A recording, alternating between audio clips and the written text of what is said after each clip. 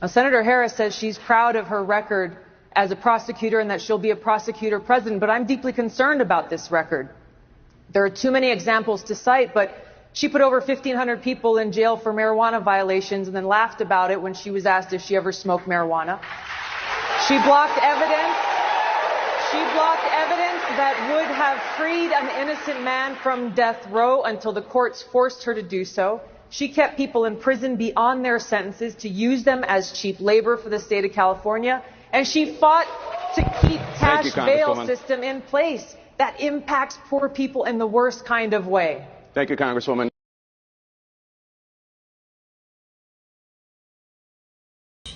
Mr. Netanyahu will visit Washington, D.C. this week. He will no doubt elaborate in private on his strategy for wider war in the Middle East. His plans should be taken seriously by every American citizen. We're close to $35 trillion in debt. This is almost 100% of our gross domestic product. We're paying $2.4 billion in interest every day. Everybody in Washington should have understood this a long time ago. A war with Iran would devastate our economy. Imagine the Straits of Hormuz, a narrow sea highway between Iran and Arab countries, closed. Every day, 1/5 of the world's oil travels through this passage. If war shuts it down, gas prices would skyrocket, affecting everything from your daily commute to the cost of groceries. We're already feeling the punch from Houthi disruptions in the Red Sea. Now picture that problem multiplied many times over. A full-scale war with Iran wouldn't just be an inconvenience. It would trigger an economic crisis that would hit every American family hard, potentially leading to job losses, fortunes wiped out, and a deep recession. For all we know, Iran is funding the anti-Israel protests that are going on right now outside this building. For all we know, I mean, we don't know, but we'll just assume it. Not that many, but they're there and throughout the city. Well, I have a message for these protesters. When the tyrants of Tehran, who hang gays from cranes and murder women for not covering their hair, are praising, promoting, and funding you, you have officially become Iran's useful idiots.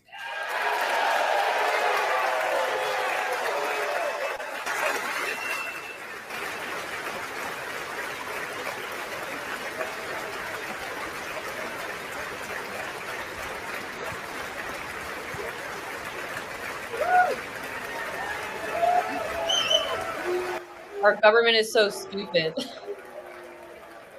Some of these protesters. Anya? No, I mean, they're just so dumb. Those people, like, well, that's the Republican side of the aisle. They're just wound up little monkeys with symbols. It's amazing. Absolutely amazing. Some of these protesters hold up signs proclaiming gays for Gaza. They might as well hold up signs saying chickens for KFC.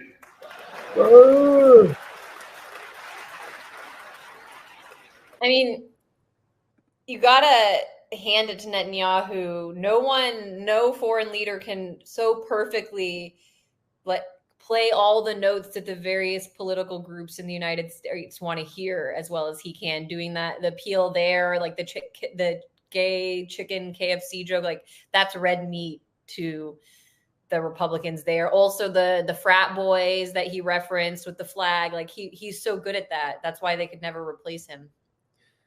Yeah, I mean, but he's primarily, I mean, what he's doing there, Aaron, is he's attacking American citizens in front of the American Congress, and they're cheering for a foreign leader attacking American citizens, and they can't really see how that's incompatible with America first.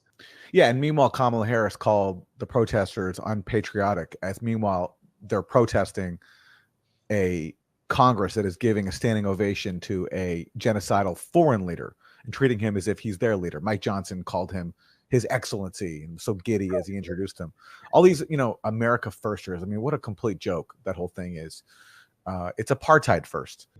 It reminds me of when the protests around U.S. college campuses were erupting, and Israeli officials were basically giving orders, dictating orders to the U.S. police to crack down on them. And our government, our own State Department spokespeople would not defend the free speech rights of Americans in that dynamic.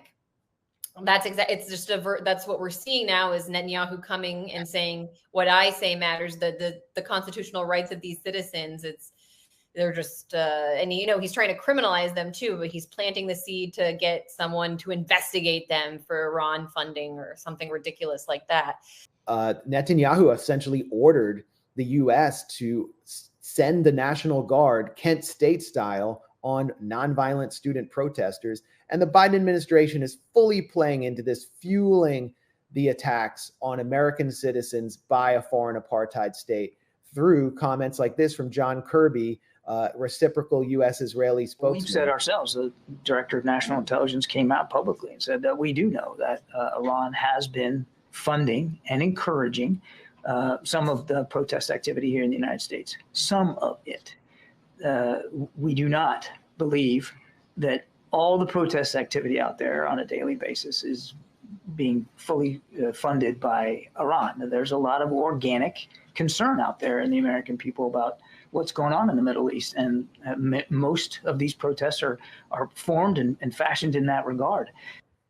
So some of it, but we won't say which. And then he doubled down later in an interview. They're obviously prepping this for the DNC so they can say Iran is protesting us, just as they would have said Russia is protesting us. Like Rachel Maddow said, the Rage Against the War Machine rally was Russia sponsored. So this is the same trick they always pull out, the same McCarthyite trick, and they never produce evidence. And the press isn't even following up with them and saying, can you point us to one piece of concrete evidence to support that? Oh, Iran also wants to shoot Trump. Don't forget that.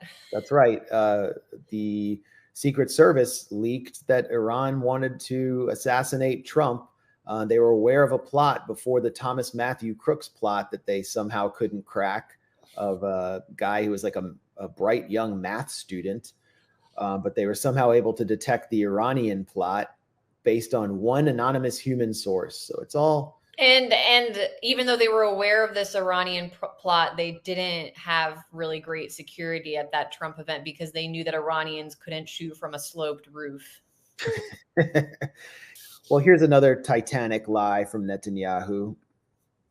They stand with people who came into the kibbutzim, Talking about the protest. into a home.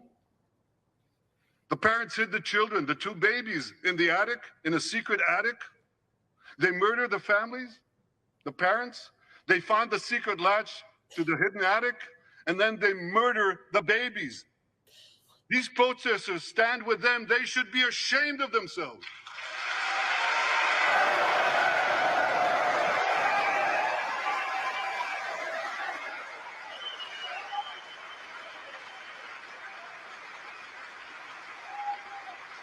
Who could possibly believe that?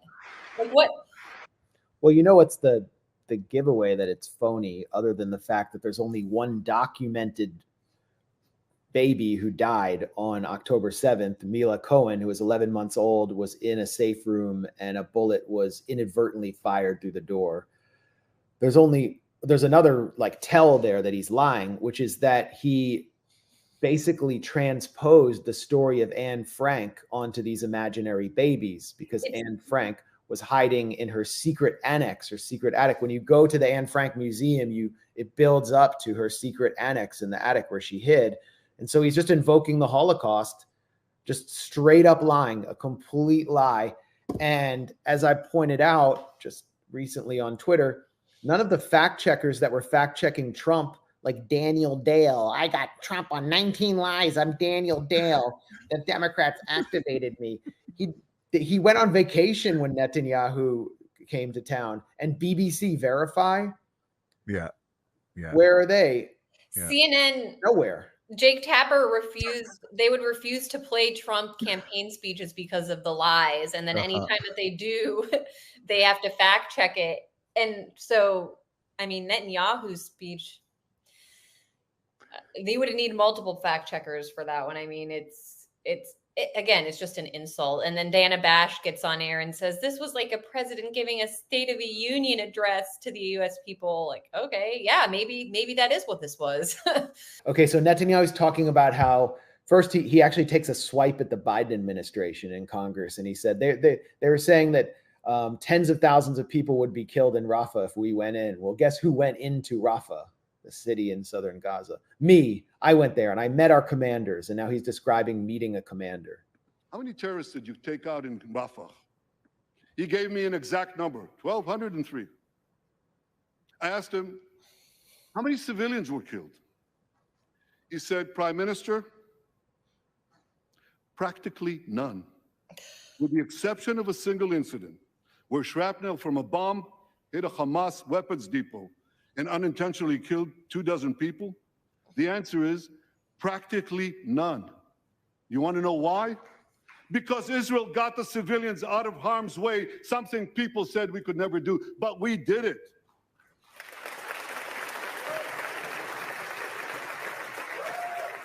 Ask the commander there. They actually cheered for that. Woohoo! So he's referring to the tent camp massacre, right, where Israel burned people alive in Rafah, and then afterwards claimed that that's when they released that phony recording where they got actors to pretend as if they're people in Gaza, saying that that Israel hit our weapons depot and that's what caused the fire. So that's what he's talking about. Yeah, the recordings are all very credible, like the threats of the Olympics that they're creating. Yeah. What was notable about that massacre is that it was used with the so-called small bombs the Biden administration was touting as part of its great plan to reduce civilian casualties. They were no longer going to send 2,000-pound bombs and instead rush these so-called small bombs to Israel. And those so-called small bombs are what massacred people in that Rafah tent camp. And then Netanyahu then goes and claims that didn't happen. And it only happened because Israel accidentally hit a Hamas weapons depot, which of course is a complete lie.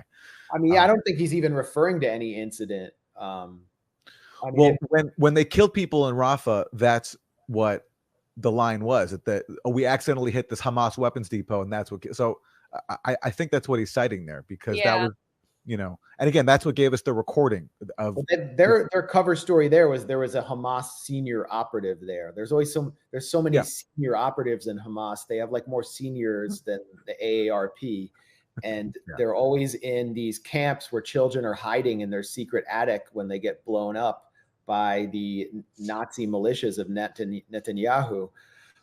And it really speaks to the objective, I think, the psychological objective of his speech, that the lie is so big. He's trying to establish an extreme dissonance between our reality and the one that he's putting forward, so that people in between will see him being applauded telling these lies and question the reality that would otherwise be provable, because it can't possibly be that so many people in Congress would take this seriously unless there was some truth to it. And so many people are inclined to actually trust his source. And who is his source? Anonymous commander Shlomo in Rafah, who killed 103 terrorists. And who are terrorists? Well, I mean, the Israeli military's basically told its soldiers they have free fire orders, and that, hey, those kids that you're sniping in the head, American doctors are coming back documenting multiple bullet wounds to the heads of children, 9-year-olds in Gaza. Well, those are future terrorists. So just say you killed 103 terrorists. Just go fire bullets randomly. That was one of the more infuriating parts of his speech. For most people sitting in that room, I don't think they're even aware that another narrative exists. There are a few bad actors who totally believe this 100%, they are ideologically committed to Zionism and to Netanyahu.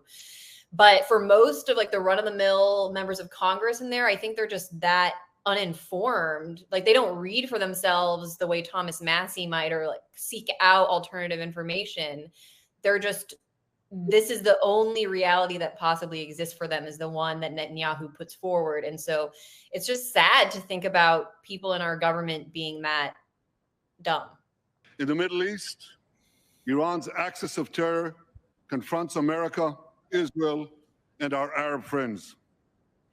This is not a clash of civilizations. It's a clash between barbarism and civilization.